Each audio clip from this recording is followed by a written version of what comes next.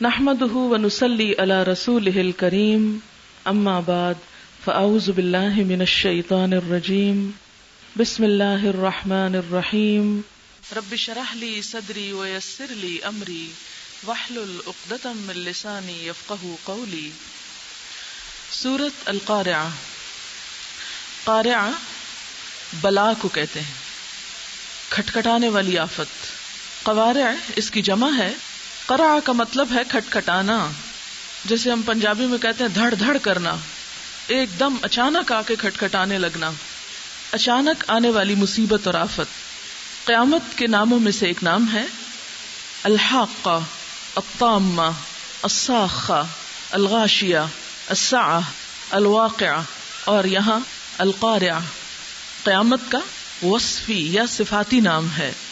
القارعہ عظیم حادثہ، کھٹکھٹا دینے والی۔ مل قارعہ کیا ہے وہ کھٹکھٹا دینے والی؟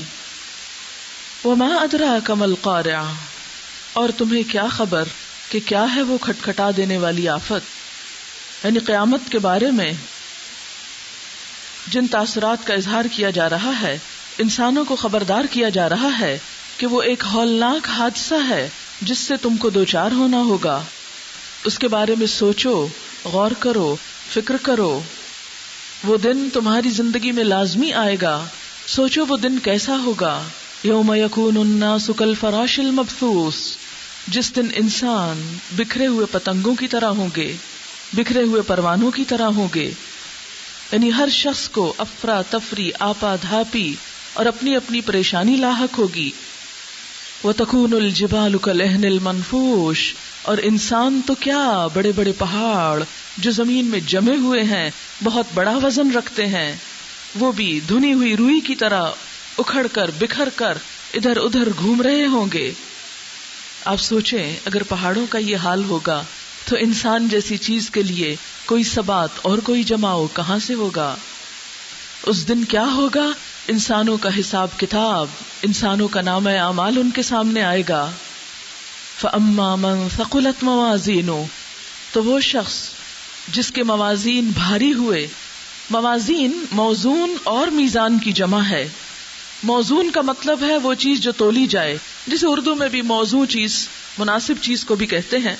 یعنی مراد ہے اس سے پھر نیکیاں، کہ جس کی نیکیاں بھاری ہوگی، قابل وزن چیز، وہ جب بھاری ہوگی تو کیا ہوگا نتیجہ؟ فَهُوَ فِي عِيشَةٍ رَاضِيَةٍ، وہ دل پسند عیش میں ہوگا، زندگی میں ہوگا، اس کی مرضی کی زندگی اس کو نصیب ہوگی۔ وَأَمَّا مَنْ خَفَّتْ مَوَازِينُهُ، اور جس کی نیکیاں یا جس کے پلڑے، موازین میزان کی جمع بھی کہی گئی، میزان جس سے تولا جائے، جس کے تول ہلکے ہوں گے، یعنی جس کے نیک عمل کم ہوں گے۔ فَأُمُّهُ هَاوِيَةٌ، تو اس کا ٹھکانہ ہاویہ ہوگا، جہنم ہوگا۔ وَمَا أَدْرَاكَ مَا هِيَ، اور تمہیں کیا خبر کہ وہ ہاویہ کیا ہے؟ ہاویہ کا لفظ ہوا سے ہے۔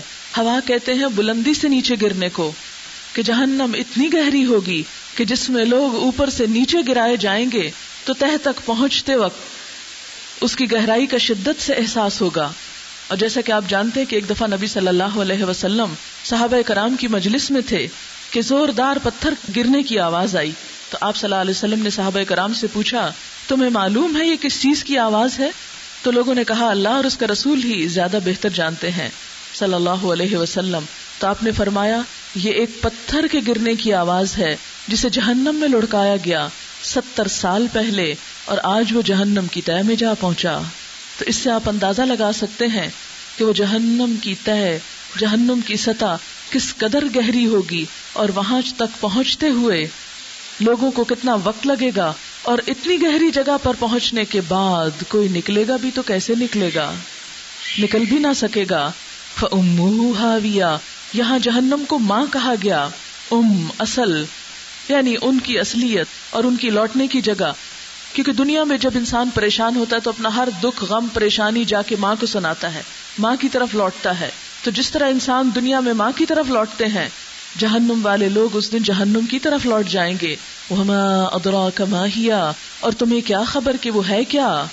وہ جہنم کیا آفت ہے؟ نار حامیہ، بھڑکتی ہوئی آگ ہے، بھڑکتی ہوئی آگ۔ اور آگ کا بھڑکنا کیسا ہے؟ حدیث میں آتا ہے، بخاری کی روایت ہے کہ وہ آگ دنیا کی آگ سے 69 گنا زیادہ تیز ہے.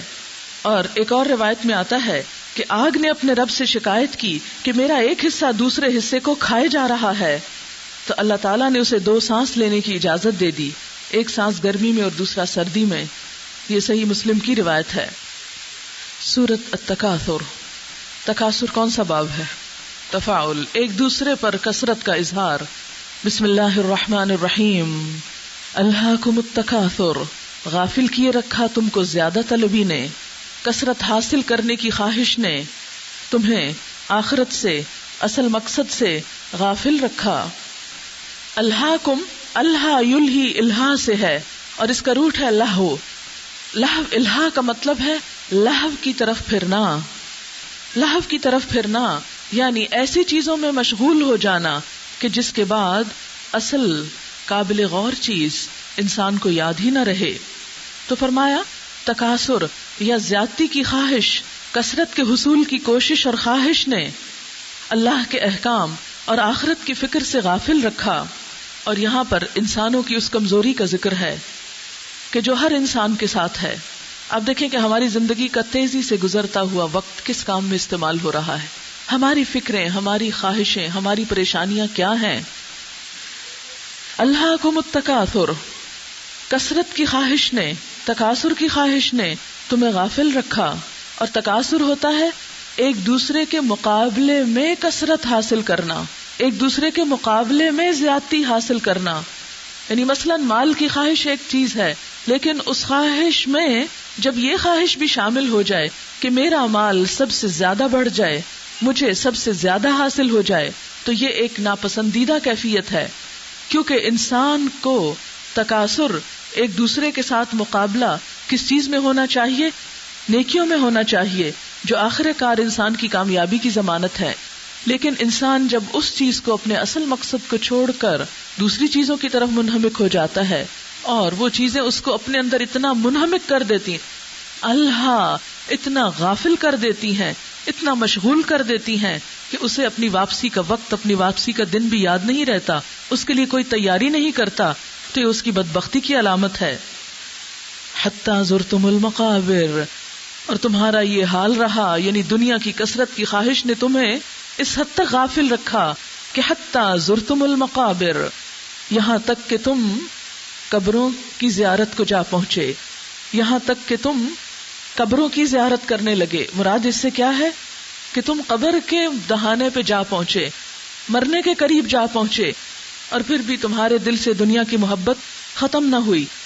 جیسے وہ ایک حدیث میں بھی آتا ہے کہ ابن آدم کے پاس اگر 2 وادیاں سونے کی ہوں تو وہ تیسری کی خواہش رکھے، یعنی مرتے دم تک اس کے اندر سے دنیا حاصل کرنے کی خواہش کہیں ختم ہونے کا نام نہیں لیتی. کلا، ہرگز نہیں، سوف تعلمون، ان قریب تم جان لوگے. یعنی جس تکاثر اور تفاخر میں تم مبتلا ہو، اس کا انجام تمہیں جلد پتہ چل جائے گا. ثم کلا سوف تعلمون، پھر ہرگز نہیں، ان قریب تم جان لوگے، جلد تمہیں پتہ چل جائے گا کہ تمہارا انجام کیا ہونے والا ہے. اس جلدی سے مراد کیا ہے کہ جو ہی انسان کے اوپر موت آتی ہے، دنیا سے انسان کی آنکھ بند ہوتی ہے اور اسے دوسری دنیا میں اپنا ٹھکانہ نظر آتا ہے، تو اس وقت اس کو احساس ہوتا ہے کہ وہ کس قدر غفلت میں مبتلا رہا. ثم کلا سوف تعلمون کلا لو تعلمون علم الیقین، ہرگز نہیں، کاش تم جانتے ہوتے جاننا یقین کا، کاش تمہارا یہ علم سرسری علم نہ ہوتا. آپ دیکھیں کہ ہم سب ذرا اپنا جائزہ لیں کہ ہمیں علم تو ہے کہ آخرت آنی ہے، ہمیں علم ہے کہ موت کے بعد قبر میں جانا ہے، ہمیں علم ہے کہ ہمارا حساب کتاب ہونا ہے، ہمیں علم ہے کہ منکر نکیر نے ہم سے پوچھنا ہے، ہمیں علم ہے کہ حشر کے دن کھڑے ہونا ہے. لیکن اس کے باوجود ہمارا یہ علم کیسا ہے؟ بس ایسا ہی جیسے خبر نامے میں کوئی خبر سن لیں، تھوڑی دیر کے لیے ہم پریشان ہوتے ہیں سن کر کہ فلاں جگہ ایکسیڈنٹ ہوا، فلاں شخص فوت ہو گیا، فلاں کے اوپر ایسا ظلم ہوا، اور اس کے بعد جب ٹی وی آف کرتے ہیں تو وہ خبر بھی ہمارے ذہن سے آف ہو جاتی ہے. ہمارا آخرت کے بارے میں احساس اور علم بس ایسا ہی علم ہے، اور یہ علم انسان کو فائدہ نہیں دیتا جب تک کہ علم یقین کی حد تک نہ پہنچ جائے. اور یقین کیسا؟ ایسا یقین کہ جیسے تم یہ سورج کو چمکتے ہوئے دیکھ کر تمہیں علم کا یقین ہے کہ اس وقت سورج چمک رہا ہے اور دن ہے اور اس دن کو تم رات نہیں کہہ سکتے. بالکل اسی طرح مرنے کے بعد حساب کتاب کا ایسا پکا یقین ہو کہ انسان کسی وقت بھی اپنی اس اصل سے غافل نہ ہو، اس مقصد سے غافل نہ ہو، اور اس کی تیاری اور اس کے لیے سامان فراہم کرنے میں کوئی کمی نہ کرے. کلا، ہرگز نہیں. لو تعلمون علم الیقین، کاش تم جانتے ہوتے جاننا یقین کا. لترون الجحیم، البتہ ضرور تم دیکھو گے جہنم کو، یعنی اس کی سزا بھگتو گے جو تم سرسری علم رکھتے ہو، یقینی علم نہیں رکھتے. ایک اور بات آپ یہاں پر غور کیجیے اور سوچئے کہ علم یقین کیسے حاصل ہوتا ہے. علم یقین صرف سنی سنائی سے حاصل نہیں ہوتا. علم یقین حاصل ہوتا جب انسان اپنی آنکھ سے کوئی چیز دیکھ لیتا ہے تو پھر اس کو جھٹلا نہیں سکتا. اپنی آنکھ سے ہم آخرت کو، قبر کو، جہنم کو، جنت کو نہیں دیکھ سکتے، لیکن اللہ کے رسول صلی اللہ علیہ وسلم کو ان تمام کیفیات کا مشاہدہ ان کی آنکھوں سے کروایا گیا. انہیں معراج کے موقع پر جنت اور دوزخ کو بالفعل دکھایا گیا اور انہوں نے آ کر ہمیں خبر دی. لہٰذا جب تک قرآن اور سنت کا خود مطالعہ نہ کیا جائے انسان کے علم یقین میں اضافہ نہیں ہو سکتا، اور جب تک علم یقین نہ ہو اس وقت تک عمل نہیں بدلتا. آج کیا وجہ ہے کہ بہت سے لوگ مسلمان ہیں لیکن سب سے زیادہ غفلت میں اور بے خبری میں زندگی بسر کر رہے ہیں اور دین، ایمان اور آخرت کے تقاضوں سے بالکل غافل ہیں. اس کی بنیادی وجہ یہی ہے کہ علم یقین کی کمی ہے. اور آپ کے اس قرآن کو پڑھنے کا اصل مقصد کیا ہے کہ آپ اس علم یقین کو آگے ٹرانسفر کریں. آپ کو صرف علم آگے نہیں دینا، علم یقین دینا ہے. علم یقین اس قرآن کے ذریعے حاصل ہوتا ہے، اللہ کی کتاب کے ذریعے. اسے جس کو آپ نے اپنی آنکھوں سے پڑھا، اپنے کانوں سے سنا اور اپنی نگاہوں سے دیکھا اور اپنے دلوں میں اتارا، اسی یقین کے ساتھ اسے آگے پہنچانا ہے تاکہ دوسرے لوگ بھی علم الیقین حاصل کر سکیں. ثم لترونها عین الیقین، اور ایک دن آئے گا کہ جب تم اپنی یقین کی آنکھ سے اس کو ضرور دیکھ لو گے. یعنی آج جو کچھ تم اس قرآن میں پڑھتے ہو، اس کتاب میں دیکھتے ہو، کل ایک وقت ہوگا کہ تمہاری یہ آنکھیں اپنے سامنے جہنم کو دیکھیں گی. اور یہ انسان کے مرنے کے ساتھ اس کی قبر میں بھی اس کو جہنم کا نظارہ دکھایا جاتا ہے کہ دیکھو فلاں جگہ ہے تمہارے لیے اس جگہ، اور اب تم نے اچھے کام کیے تو اس کی بجائے تمہارے لیے جنت میں وہ جگہ رکھ دی گئی. اور جو برا شخص ہوتا ہے اسے بتایا جاتا ہے یہ جنت میں تمہاری جگہ تھی جس کو تم حاصل نہیں کر سکے، اب وہ جہنم میں تمہاری جگہ ہے جہاں تم یوم الحشر کو پہنچائے جاؤ گے. ثم لترونها عین الیقین ثم لتسألن یومئذ عن النعیم، پھر ضرور تم سے پوچھا جائے گا اس دن نعمتوں کے بارے میں. کون سی نعمتیں؟ ساری نعمتیں. زندگی کی نعمت، کھانے پینے کی نعمتیں، پہننے کی، ماں باپ کی، دوستوں کی، عزیزوں کی محبتوں کی نعمت، اور سب سے بڑی نعمت ہدایت کی نعمت. اس نعمت کے بارے میں پوچھا جائے گا کہ جس رب نے تمہیں یہ نعمت دی تھی تم نے اس رب کا شکر کتنا ادا کیا اور اس نعمت کا حق کتنا ادا کیا. ثم لتسألن یومئذ عن النعیم، ہر نعمت کا سوال ہوگا. ہمیں اس سوال کے لیے اپنے آپ کو اس دنیا میں تیار کرنا ہے، اور جس نے آج غفلت برتی کل کے دن وہ کچھ بھی نہ کر سکے گا. سورۃ العصر، بسم اللہ الرحمن الرحیم. والعصر، قسم ہے زمانے کی. ان الانسان لفی خسر، یقیناً انسان خسارے میں ہے. الا الذین آمنوا وعملوا الصالحات، مگر وہ لوگ جو ایمان لائے اور نیک عمل کیے. وتواصوا بالحق وتواصوا بالصبر، ایک دوسرے کو حق کی تلقین کرتے رہے، ایک دوسرے کو صبر کی تلقین کرتے رہے. یہاں پر زمانے کی قسم کھائی گئی. زمانہ کیا ہے؟ وقت کیا ہے؟ کچھ گزر گیا، کچھ آنے والا ہے، اور کچھ اس وقت ہمارے ہاتھ میں ہے. فرمایا زمانہ گواہ ہے. کس بات پر گواہ ہے؟ کہ انسان خسارے میں ہے، نقصان اٹھا رہا ہے. وقت گواہ ہے کیونکہ وقت کبھی کسی کا انتظار نہیں کرتا، وقت ٹھہرتا نہیں. اور وقت کی چھوٹی سے چھوٹی اکائی جسے میں اور آپ جانتے ہیں سیکنڈ ہے. آپ کو پتا ہے کہ ایک سیکنڈ میں کیا کچھ ہو جاتا ہے؟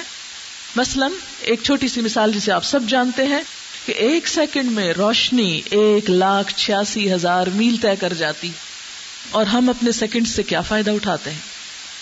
اللہ کی اس کائنات میں سیکنڈز میں معلوم نہیں کیا کیا تبدیلیاں ہو جاتی ہیں، اور ہم سیکنڈز تو کیا، منٹس تو کیا، گھنٹے تو کیا، دن تو کیا، ہفتے تو کیا، سال ہا سال اور عمریں گنوا رہے ہیں بیکار کاموں میں، بے مقصد زندگی بسر کر رہے ہیں.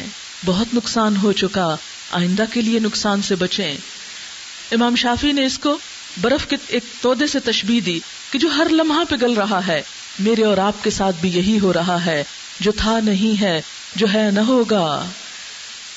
آپ کو یاد ہوگا پچھلے سال 28 نومبر کو آپ کی پہلی کلاس تھی اور کل آپ کی آخری کلاس ہے. اس 28 نومبر اور اس کے درمیان یوں لگتا ہے ایک پلک جھپکنے کا وقت ہے، صرف پلک جھپکنے کا کہ آنکھ کھولی تھی، وہ خواب تھا جو گزر گیا. یوں وقت چلا گیا اور باقی زندگی بھی ایسے ہی خواب کی طرح گزر جائے گی اگر ہم نے اس کو نہ تھاما، عمل صالح سے اور ان کاموں سے اس کو نہ خریدا تو یہ وقت ہمارے خلاف حجت بن جائے گا. لہذا ان الانسان لفی خسر، یہ ہر لمحہ پگھلتی ہوئی زندگی، یہ ہر لمحہ سلپ ہوتا ہوا وقت جو ہمارے ہاتھوں سے جا رہا ہے، اگر ہم نے اس میں یہ 4 کام نہ کیے تو اپنے آپ کو نقصان سے نہ بچا سکیں گے. لہذا کیا کرنا ہے؟ الا الذین آمنوا، مگر وہ لوگ جو ایمان لائے. ایمان سے کیا مراد ہے؟ یقین کامل اللہ کی ذات پر، اس کے رسولوں پر، اس کی کتابوں پر، آخرت پر. ایسا ایمان گویا اپنی آنکھوں سے یہ سب کچھ دیکھ چکے ہیں اور اس کے علاوہ کوئی دوسری چوائس نہیں، کوئی دوسرا راستہ نہیں، کوئی دوسری منزل نہیں. وَعَمِلُوا الصَّالِحَاتِ، اور نیک کام کیے جو اللہ کی مرضی کے مطابق، جو کتاب کے مطابق، جو سنت رسول صلی اللہ علیہ وسلم کے مطابق، جو آخرت کے محاسبے کے اعتبار کے مطابق کہ جس کا ہم آخرت میں حساب کتاب دے سکیں. عمل صالح جب تک وہ نہ ہو اس وقت تک نقصان سے بچا نہیں جا سکتا. وَتَوَاصَوْا بِالْحَقِّ، اور صرف خود اچھا نہیں بننا، دوسروں کو بھی بنانا ہے. صرف خود حق پر قائم نہیں رہنا، اوروں کو بھی اس راستے پہ لانا ہے. جب تک یہ کام نہیں ہوگا اس وقت تک نقصان سے نہیں بچا جا سکتا. اور یہاں پر تمام انسانوں کو الانسان بطور جنس استعمال ہوا ہے. ان الانسان لفی خسر، یقیناً تمام انسان خسارے میں ہیں.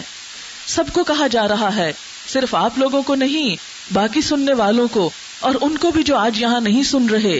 سب کے لیے اللہ کا یہ حکم ہے ان الانسان لفی خسر، کیونکہ ہر انسان اپنی زندگی کی منزلیں پار کرتا ہوا لترکبن طبقا عن طبق، ایک مرحلے سے دوسرے مرحلے کی طرف بڑھتا چلا جا رہا ہے. بچپن سے جوانی، جوانی سے بڑھاپا اور بڑھاپے سے شاید پہلے ہی آخرت کی منزل، اور وہاں بھی ایک کے بعد ایک منزل، کہیں بھی ٹھہراؤ نہیں. ٹھہرنا تو آخر تیرے رب کے سامنے ہی جا کر ہے. الی ربک یومئذ المستقر، اصل ٹھہرنا وہاں ہے. اس ٹھہرنے کی فکر کریں. ٹھہرنا یہاں نہیں، منزل یہ نہیں، زندگی یہ نہیں. اس لیے خود بھی اچھا بننا ہے اور ماحول کو بھی اچھا کرنا ہے. وتواصوا بالحق، دوسروں کو بھی حق کی تلقین کرنی ہے. ایک دوسرے کا ہاتھ تھامنا ہے، ایک دوسرے کو پکڑنا ہے. اس لیے کہ اگر ماحول درست نہ ہوا تو آپ کا بھی درست رہنا ممکن نہ رہے گا. اس لیے کہ انسان اپنے ماحول کے ہاتھوں مجبور ہے. اسی لیے اللہ تعالیٰ نے نقصان سے بچنے کا نسخہ جو بتایا وہ یہ کہ ایک دوسرے کو حق کی تلقین کرو، ایک دوسرے کو تھام کے رکھو. اور اس میں باہم بھی آپ کو یہاں سے جانے کے بعد بھی جو یہاں ایک دوسرے کے دوست ہیں، بعد میں بھی اس دوستی کا حق نبھائیں اور ایک دوسرے کو پوچھیں اور پرکھیں. اور آپ کی گفتگو یہ ہو کہ تم نے کل کے لیے کیا کیا ہے، تم اپنی آخرت کے لیے کیا بنا رہے ہو. وتواصوا بالحق، ایک دوسرے کو حق کی تلقین کریں. وتواصوا بالصبر، اور اس راستے سے اگر کوئی پھسلنے لگے، دور جانے لگے، ہٹنے لگے تو اس کو تھام لے آگے بڑھ کر. وتواصوا بالصبر، صبر کیا ہے؟ جم جانا، استقامت، رک جانا، خود بھی رکنا، اور صرف خود رکنا نہیں، وتواصوا بالصبر، دوسروں کو بھی روکنا. کیونکہ اگر کوئی ایک شخص بھی پیچھے ہٹتا چلا جائے تو وہ دوسروں کے لیے بھی مایوسی کا سبب بنتا ہے. لہٰذا اس مایوسی سے خود بھی بچنا ہے اور دوسرے کو بھی بچانا ہے. یہی کامیابی کا راستہ ہے. سورۃ الہمزہ. بسم اللہ الرحمن الرحیم. ویل لکل ہمزۃ لمزہ الذی جمع مالا وعددا یحسب ان مالہ اخلدا. ویل، ہلاکت ہے، تباہی ہے، بربادی ہے. کس کے لیے؟ ہمزہ، عیب لگانے والے کے لیے. لمزہ، تانا دینے والے کے لیے. حمز ہے میم زا. حمزہ کا مطلب ہوتا ہے توڑنا، لوگوں کی عزت توڑنا، یعنی سامنے بیٹھ کر دوسروں کو تانے دینا. اور لمز اس کا مطلب بھی ہے زبان سے تکلیف دینا، یعنی سامنے یا پیچھے دونوں طرح سے مراد ہے. ہم بعض اوقات آنکھوں سے اشارے کر کے دوسرے کو بے عزت کرنا اور لمز زبان سے تکلیف پہنچا کر. تو فرمایا ویلن، ہلاکت ہے کس کے لیے، لکل ہمزۃ لمزہ، ہر اس شخص کے لیے جو عیب لگاتا ہو، ہر اس شخص کے لیے جو سامنے تانے دیتا ہو یا آنکھوں کے اشارے سے ستاتا ہو، اور لمزہ جو عیب لگاتا ہو. آپ صلی اللہ علیہ وسلم نے فرمایا الہمازون اللمازون المشاؤون بالنمیمۃ الباغون البراء العنتا یحشرهم اللہ فی وجوہ الکلاب، کہ ہمازون تانے دینے والے، لمازون عیب لگانے والے، المشاؤون بالنمیمہ چغل خوری کے ساتھ چلنے والے، الباغون سرکش لوگ، البراء العنتا ان لوگوں کو جو بیچارے بے گناہ ہیں ان کے اوپر الزام لگانے والے، قیامت کے دن ان کا انجام کیا ہوگا؟ یحشرهم اللہ، اللہ انہیں جمع کرے گا، فی وجوہ الکلاب کتوں کی شکل میں، ان کے چہرے کتوں کے چہرے بن جائیں گے. یعنی یہ دنیا میں جو لوگ ان حرکتوں سے باز نہیں آئیں گے، بے گناہ لوگوں پہ الزام لگائیں گے، دوسروں کو ستائیں گے، تو قیامت کے دن کتوں کی شکل میں اٹھائے جائیں گے. الذی جمع مالا وعددا، وہ جس نے مال جمع کیا اور گن گن کے رکھا. یہ صفت عموماً کس میں پائی جاتی ہے؟ جس کے پاس بہت مال ہو، دنیا کی طاقت ہو، وہ سمجھتا ہے میرے پاس مال ہے، ہر شخص مجھ سے ڈرتا ہے، مجھ سے دبتا ہے، لہٰذا میرے روب میں آ کر کوئی شخص میرے خلاف تو کچھ کر نہیں سکتا، اس لیے میں جس کے ساتھ جو چاہوں کروں. یحسب ان مالہ اخلدا، وہ سمجھتا ہے کہ اس کا مال ہمیشہ اس کے پاس رہے گا. یعنی دنیا میں اگر وہ اپنے مال کی وجہ سے لوگوں کی جوابی کاروائی سے بچا ہوا ہے، محفوظ ہے، تو کیا قیامت کے دن بھی محفوظ رہے گا؟ کیا یہ مال اس کو بچا سکے گا، اس کے کام آئے گا؟ کلا، ہرگز نہیں، بالکل کام نہیں آئے گا. لَيُنبَذَنَّ فِي الْحُطَمَةِ، ضرور حطمہ میں پھینک دیا جائے گا. حاطمیم، حتم توڑنا، ریزہ ریزہ کرنا، چورا کر دینا، پھیتی پھیتی کر دینا. لَيُنبَذَنَّ فِي الْحُطَمَةِ، جب جہنم میں پھینکا جائے گا تو اس کی ہڈیاں چور چور ہو کر رہ جائیں گی، پھر نہ اس کا مال کام آئے گا اور نہ اس کی باتیں بنانا اس کو فائدہ دیں گی. وَمَا أَدْرَاكَ مَا الْحُطَمَةُ، اور کیا چیز بتائے تجھ کو کہ حطمہ کیا ہے، وہ توڑ پھوڑ دینے والی چیز کیا ہے؟ نار اللہ الموقدہ، اللہ کی آگ جو سلگائی ہوئی ہے، بھڑکائی ہوئی ہے. التی تطلع علی الافئدہ، وہ جو دلوں تک جا پہنچے گی. یہاں دلوں کی بات اس لیے کی گئی، اس لیے کہ ہر برے کام کا ارتکاب دل کی خرابی سے ہوتا ہے، اسی لیے تزکیہ نفس کا حکم ہے. انسان تانا اسی وقت دیتا ہے، آنکھ کا اشارہ اسی وقت کرتا ہے، غیبت اور چغلی اسی وقت کرتا ہے جب دل میں کسی کے خلاف نفرت، حسد یا بغض ہوتا ہے. دل کی برائی انسان کی زبان کی برائی بن جاتی ہے. بارہا یہ چیز میں آپ کو بتا چکی ہوں کہ انسان کی تقدیر اس کی خواہشات اور اس کے ارادوں کے ساتھ ہے. انسان اپنے ہاتھوں یوں تقدیر بناتا ہے کہ سب سے پہلے جو خیال اس کے دل سے اٹھتا ہے وہ اس کی زبان پہ آتا ہے، جو زبان پہ آتا ہے وہ عمل میں ڈھل جاتا ہے، اور پھر عمل میں صرف اپنی ذات تک نہیں، دوسروں کے ساتھ بھی وہ ویسا ہی معاملہ کرنے لگتا ہے. لہٰذا یہ چیز اس کی تباہی اور بربادی کا سبب بن جاتی ہے. التی تطلع علی الافئدہ، وہ جو دلوں پہ جا چڑھے گی، دلوں تک پہنچ جائے گی، یعنی اتنی پینیٹریٹنگ ہوگی کہ صرف سکن کو نہیں، صرف ظاہر کو نہیں، اصل مرکز کو جا پکڑے گی جہاں سے سب خرابیاں ہوتی تھیں. جیسے نبی صلی اللہ علیہ وسلم نے فرمایا کہ ان فی الجسد مضغۃ، جسم میں ایک گوشت کا ٹکڑا ہے، اذا صلحت صلح الجسد کلہ، اگر وہ درست ہو گیا تو سارا جسم درست ہو گیا. واذا فسدت فسد الجسد کلہ، اگر وہ بگڑ گیا تو سارا جسم بگڑ گیا. تو گویا انسان کے بگاڑ کی اصل جگہ اس کا دل ہے. دل بدل جائے تو دنیا بدل جاتی ہے. لہذا دل کو جا پکڑے گی آگ، بری خواہشات اور ارادوں اور نیتوں کی جگہ کو جا پکڑے گی اور وہاں سے سزا شروع ہوگی. اور آپ دیکھیں کہ دل کی تکلیف پورے جسم کو تکلیف میں مبتلا کر دیتی ہے. تو یہاں جہنم کی ملٹیپل تکلیفوں کا بھی آپ اندازہ کریں کہ کہیں سکن کو جلانے کی بات ہوئی، اور کہیں اس کے چہرے کو جھلسنے کی بات ہے، اور کہیں اس کے چہرے کو بگاڑنے کی بات ہے، اور کہیں دل کو جا پکڑنے کی بات ہے. انہا علیہم مؤصدہ، وہ آگ ان پر ڈھانک کر بند کر دی جائے گی، جیسے اوون دہکا کر اس کا ڈھکن بند کر کے اس میں چیز پکائی جائے. فی عمد ممددہ، لمبے لمبے ستونوں میں. اگر چاروں طرف آگ ہو تو انسانوں کا کراؤڈ کدھر کو نکل کے جا سکتا ہے؟ وہ تو آگ چھتریوں کی طرح چھا جائے گی، وہ تو انسانوں کو توڑ پھوڑ کر رکھ دے گی. پھر انسان کس لیے تکبر کرتا ہے؟ کس لیے بگڑتا اور اکڑتا ہے. اور یاد رکھیں وہ شخص تبلیغ کے کام کا نہیں، وہ شخص اللہ کے دین کو پہنچا نہیں سکتا جس کی اپنی زبان ایسی حرکتوں میں مشغول ہو. سورۃ الفیل. بسم اللہ الرحمن الرحیم. الم تر کیف فعل ربک باصحاب الفیل الم یجعل کیدہم فی تضلیل وارسل علیہم طیرا ابابیل ترمیہم بحجارۃ من سجیل فجعلہم کعصف مأکول. یہاں پر اصحاب الفیل کا واقعہ بیان کیا گیا ہے. ہاتھی والے، فیل کہتے ہیں عربی زبان میں ہاتھی کو. قصہ کچھ یوں ہے کہ عربوں کو خانہ کعبہ کی وجہ سے ایک بہت مرکزی حیثیت حاصل تھی. اس گھر کی وجہ سے ان کی تجارت بھی خوب چمکتی تھی اور دنیا بھر میں ان کی عزت تھی، ان کا بڑا احترام تھا. اس پر یمن کا ایک عیسائی بادشاہ، مسیحی حبشی حکمران ابرہا، وہ حسد میں مبتلا ہو گیا. اس نے اپنے علاقے میں بیت اللہ کے مقابلے میں ایک گھر بنوایا، لیکن وہاں پر کوئی بھی نہ آیا. یعنی یہ کوشش ہو چکی کہ اس گھر کے مقابلے ایک اور گھر بنایا جائے کہ لوگوں کی توجہ اس گھر سے ہٹ کر اس طرف چلی جائے، لیکن کوئی بھی نہ آیا. اس پر وہ شخص بہت ہی سیخ پا ہوا، تو اس نے ارادہ کیا کہ کیوں نہ ایک بڑی فوج، ایک بڑا لشکر لے جا کر اس گھر کو ڈھا دیا جائے، نہ رہے بانس نہ بجے بانسری، قصہ ہی ختم ہو جائے. لہذا کہا جاتا ہے کہ اس نے اپنے اس جنون کے تحت 570 عیسوی میں مکہ پر حملہ کیا تاکہ کعبہ کو ڈھا کر اسے ختم کر دے، اور لوگوں کے پاس پھر کوئی اور چارہ رہے گا نہیں، وہ پھر مجبوراً اس کے گھر کی طرف آئیں گے. اب ہوا کیا کہ اس نے اپنے ساتھ 60,000 لوگوں کا لشکر لیا، جس میں تقریباً 1 درجن ہاتھی بھی شامل تھے. اور اتنا بڑا لشکر مکہ جیسی زمین کے جب قریب آیا تو مکہ والے تو اتنا لشکر رکھتے ہی نہیں تھے، اور قبیلوں میں بٹے ہوئے لوگ تھے، وہ تو اس گھر کو بچا ہی نہیں سکتے تھے.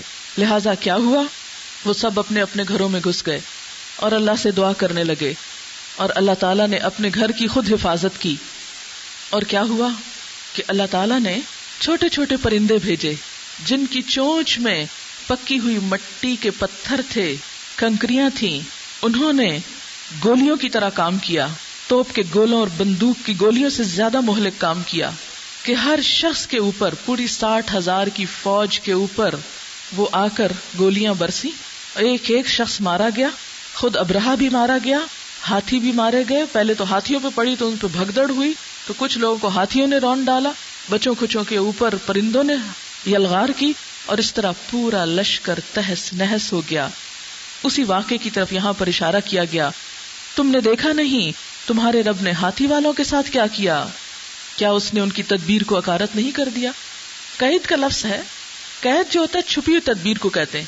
تو بظاہر تو وہ لشکر کھلا لے کر آ رہا تھا، لیکن اصل وجہ کیا تھی؟ اصل وہ اس کا حسد تھا، اور وہ تجارت پہ قابض ہونا چاہتا تھا، اور وہ مرکزی مقام حاصل کرنا چاہتا تھا کہ جو اسے کعبہ والوں کو دیکھ کر حسد ہوا کہ ان کو حاصل ہے اور مجھے حاصل نہیں، تو اس کا خاتمہ کرنا چاہتا تھا. تو اللہ تعالیٰ نے فرمایا کہ کیا اس کی چال کو اللہ نے اکارت نہیں کر دیا کہ اسے اس مقصد میں کامیاب نہیں ہونے دیا؟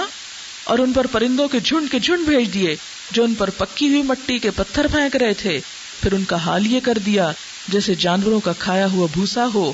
یعنی ساری فوج اس طرح ماری گئی کہ ان کے ٹکڑے ٹکڑے ہو گئے، ہاتھیوں کے پاؤں تلے روندی گئی. اس پتھروں کے لگنے کی وجہ سے ان کے جسم بالکل گل سڑ گئے، اور ایک بڑے میدان میں وہ یوں پچھڑے پڑے تھے کہ کعصف مأکول، جیسے کھایا ہوا بھوس ہو کہ جانور کسی کھیت میں گھس جائیں اور کچھ پاؤں تلے روند دیں، کچھ کھا لیں، کچھ توڑ دیں، اور اسے ویران اور برباد کر کے رکھ دیں. کہ وہ انسانوں کی لاشیں ایک کٹی ہوئی فصل کی طرح پڑی تھی کہ پوری کی پوری فصل کاٹ کے گویا کسی نے رکھ دی ہو. اس پوری کہانی سے بتانا کیا مقصود ہے؟ مکی صورت ہے، اہل مکہ کو توجہ دلائی جا رہی ہے کہ جس رب نے وہ لشکر تباہ کیا تھا پرندوں کے ذریعے، اسی رب نے محمد الرسول اللہ صلی اللہ علیہ وسلم کو تمہاری ہدایت کے لیے مبعوث کیا ہے. تم اس کی بات مان لو اور اس کے خلاف خفیہ تدبیریں کرنے سے باز آ جاؤ. جس طرح اللہ نے ابرہا کی چال کو اکارت کیا تھا، اللہ تمہاری چال کو بھی اکارت کر دے گا. جس طرح اللہ نے اس سے اپنے گھر کو بچایا تھا، اسی طرح اللہ تم سے اپنے نبی کو بچائے گا صلی اللہ علیہ وسلم. اور ہم سب کے لیے بھی ایک بہت بڑا میسج ہے اس صورت میں، اور وہ کیا کہ جو شخص بھی دین کے خلاف سازشیں کرے گا وہ منہ کی کھائے گا. اہل دین کو صرف مخلص ہونے کی ضرورت ہے، خالصتاً اللہ کی رضا کے لیے دین کا کام کرنے کی ضرورت ہے. آپ سب کے لیے اس میں جو بھی دین کا کام کرنے کا ارادہ رکھتا ہو ایک بہت بڑا میسج ہے. اور وہ میسج کیا ہے، وہ سیکھنے کی بات کیا ہے اس صورت سے؟ سب سے پہلی بات یہ کہ اپنے آپ کو اللہ کے لیے خالص کر لو. دین کا کام صرف دین کے فائدے کے لیے کرو، دنیا کمانے کے لیے نہ کرو، دنیا کی شہرت کے لیے نہیں. اور دین کے فائدے اور انسانوں کی خیر خواہی اور بھلائی کے لیے جب تم یہ کام لے کر نکلو گے، خواہ تعداد میں تھوڑے ہوگے، خواہ وسائل کم ہوں گے، خواہ دشمنوں کا خوف اور غلبہ ہوگا، لیکن انشاءاللہ کسی دشمن کی کوئی سازش، کوئی چال کامیاب نہ ہوگی، اور کامیابی لازماً حق کو ہوگی. یہ اللہ کی سنت ہے، اللہ کا طریقہ ہے. اس طریقے کو اللہ بدلتا نہیں، ضرورت ہے آپ کو بدلنے کی کہ آپ قل ان صلاتی و نسکی و محیای و مماتی للہ رب العالمین کر لیں، کہ اپنی نیت کو درست کر کے سب کچھ صرف اللہ کے لیے کر لیں. اگر آپ اللہ کے ہو گئے تو آپ کی حفاظت اللہ کے ذمے ہے، اور پھر کسی قسم کا کوئی خوف اور کوئی پریشانی اور کوئی بھی تکلیف آپ کے دین کو نقصان نہ دے سکے گی. سورۃ قریش. قریش ایک تجارتی قوم تھی اور ان کی تجارت دور دراز علاقوں تک پھیلی ہوئی تھی. جیسا کہ آپ جانتے ہیں کہ اہل مکہ کی کوئی زمین زرخیز نہ تھی، کوئی زرعی زمین نہ تھی، کوئی انڈسٹری نہ تھی، کوئی ایجوکیشن نہ تھی. صحرا تھا جہاں وہ رہتے تھے، سنگلاخ چٹانیں تھی جن کے درمیان وہ بستے تھے. ان کے لیے اللہ نے اپنے گھر جیسی نعمت دی اور پھر تجارت جیسا پیشہ ان کو عطا کیا، اور اس پیشے کے ذریعے انہیں ایک مضبوط معاشی اکنامک پوزیشن عطا کی، اور یہاں سے اسلام کا پودا اگایا. یہ اللہ کا خاص کرم تھا کہ اس صحرا کے بسنے والوں کو وافر رزق عطا کرے. اب آپ دیکھیں کہ یہ کام اسلام کے آنے پر نہیں، اس سے پہلے ہی ہو رہا تھا، اور اس نعمت پر اس صورت میں قریش کو متوجہ کیا جا رہا ہے. بسم اللہ الرحمن الرحیم. لإیلاف، الفت دلانے کے لیے، قریشن قریش کو، ایلافہم مانوس کرنے کو انہیں، رحلت الشتائی سردی کے سفر سے، والصیف اور گرمی کے، فلیعبدوا پس چاہیے کہ عبادت کریں، رب کی، ھذا البیت اس گھر کے، الذی جس نے، اطعمہم کھلایا ان کو، من جوع بھوک سے، وآمنہم اور امن دیا ان کو، من خوف سے. یہ سورت قریش کو دین سے، اسلام سے، اللہ سے مانوس کرنے کے لیے اتاری گئی. انہیں احساس دلایا جا رہا ہے کہ دیکھو اس سے پہلے بھی اللہ نے اپنا گھر یہاں بنا کر اور تمہیں تجارت جیسی سہولت فراہم کر کے عربوں کے اندر، پوری عرب پیننسولا اور دنیا کے اندر تمہاری ایک عزت بنا کر کہ تم اللہ کے گھر کے متولی ہو، تمہیں اتنا بڑا مقام دیا. آج اگر تم اس نبی کے پیغام کو قبول کر لو تو پھر دنیا کے رہنما بن جاؤ گے. ایک ہڈن میسج ہے ان کے لیے کہ جس رب نے تمہیں تجارت کی سہولت فراہم کی، تم بھی اس رب کا شکر ادا کرو. اور شکر کیسے؟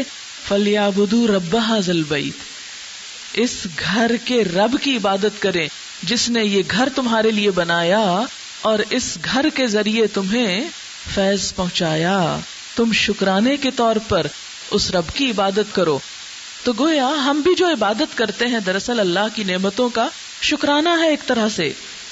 الذی اطعمہم من جوع، جس نے کھلایا ان کو بھوک سے، وآمنہم من خوف اور امن دیا خوف سے. کعبہ کی وجہ سے، حرم پاک کی وجہ سے سارا علاقہ ان کا پرامن بن گیا. سارے قافلے لٹتے تھے، قریش کے قافلے پہ کوئی ہاتھ نہیں اٹھاتا تھا.